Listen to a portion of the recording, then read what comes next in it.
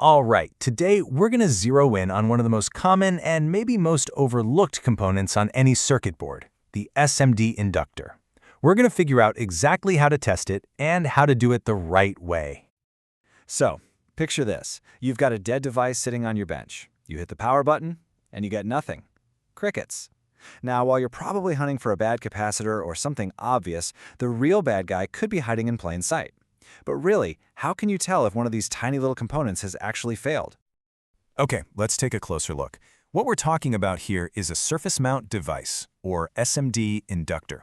You might also hear people call it a chip inductor or a power inductor. At its heart, it's really just a super tiny, very precisely wound coil of wire. So what makes this little coil so darn important? Well, why are they all over the place? You can think of them as the traffic cops of electricity on a circuit board. Their whole job is to filter out electrical noise, store a little bit of energy, and, this is the big one, block all the choppy, unstable, alternating current while waving through the smooth, stable, direct current that our electronics actually need to survive. I mean, without these guys, modern electronics would just be total chaos. All right, now we know what they do, so let's get to the main event. How do we test them? And here's the good news, it's super simple.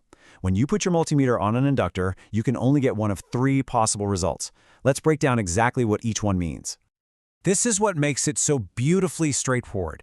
If your multimeter reads a really low resistance, we're talking somewhere between 0.1 and maybe 4.0 ohms, then hey, congratulations, your inductor is perfectly fine. But if you see OL, which stands for open line, that means the wire coil inside is broken. It's done for. And if you get a perfect 0, that means it's shorted inside. In those last 2 cases, the component is bad and it's got to be replaced. Okay, theory's great and all, but let's actually put it into practice. So go ahead and grab your multimeter, and I'll walk you through just how easy this test really is. This is a super simple, repeatable process. First thing, set your multimeter to its lowest resistance setting. That 200 ohm range is usually perfect for this job. Next, just touch one probe to each metal end of the inductor. And don't worry, the polarity doesn't matter at all here, so you can't get it wrong. Finally, just look at the screen and see which one of our 3 rules it matches. Easy as that. So, let's take a look at what a healthy, happy, functioning inductor actually looks like on the meter. You should be expecting to see a very low number, but, and this is important, not a perfect 0. And boom, there it is. A reading right around 1 ohm is pretty much a perfect result. It tells us that there's a continuous coil of wire inside, and it has just the right tiny amount of resistance. This inductor is good to go. But what happens when the component fails? You know, if that tiny little wire inside actually breaks, then electricity just can't get through, and your multimeter is going to give you a very, very clear signal that something is wrong. You're going to see OL for open line. This is basically the multimeter screaming at you that it can't find any path for the current to flow. The takeaway here is super simple. If you see OL, that inductor is broken, and it absolutely has to be replaced for the circuit to work again. Now, you could also use continuity mode, the beep mode on your meter. A good inductor is going to give you a nice solid beep because its resistance is so incredibly low. A broken one, on the other hand, will be completely silent, no beep. So the L meter gives you a precise number, which is great, while continuity gives you that quick and easy yes or no audio confirmation. Honestly, both work just fine. Okay, so you found a bad inductor. Awesome. Now you've got to replace it. But what in the world do these cryptic little markings on top of it actually mean? Well, let's crack the code. I promise, this is so much simpler than it looks. Whenever you see the letter R in the code on an inductor, just pretend it's a decimal point. That's it. So 4R7 literally just means 4.7, and 1R0 means 1.0. The value itself is measured in microhenries. Knowing this one little trick lets you find the exact replacement part you need every single time. Now for a really powerful pro tip. This is a game changer. You can actually use the inductors themselves to hunt down a short circuit that's hiding somewhere else on the board. This trick can save you a massive amount of time.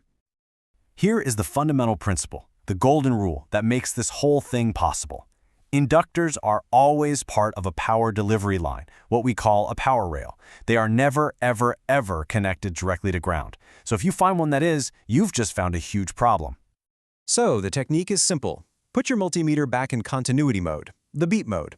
Place your black probe on any ground point. A screw hole is a perfect spot. Then, take your red probe and just go around the board, touching it to both sides of every inductor you can find. If you hear a beep, bam! That means that entire power rail has a short to ground somewhere. You've just narrowed your search from the whole board down to one specific line. But there is one huge exception. You're going to notice this really quick. When you start testing those big inductors right next to the CPU socket, they almost always beep. So what gives? Is the entire CPU power circuit shorted out? Well, not so fast. This is the crucial exception you have to burn into your memory. That beeping, that low reading, it's completely normal for the CPU circuit. It is not a short. What you're actually measuring is the naturally low resistance of all the complex circuitry inside the CPU chip itself. In fact, if you were to pop the CPU out of its socket and test again, that short would completely vanish. Knowing this one tip will save you from a major misdiagnosis. Whew, we have covered a lot of ground, from the absolute basics all the way to some pretty advanced diagnostic tricks. Let's just quickly run through the most important points you need to remember. So here's the bottom line. An inductor's job is to keep power clean and stable. A good one will have a very low but not zero resistance. If your meter shows OL, it's broken. Simple as that. And when you need to find a replacement, just remember that the R is your decimal point. 4R7 is just 4.7. And there you have it. You now have the skill to diagnose one of the most common points of failure in all of electronics. By understanding how this one simple component works, a whole new level of repair is now open to you. So the real question is, what are you going to test next?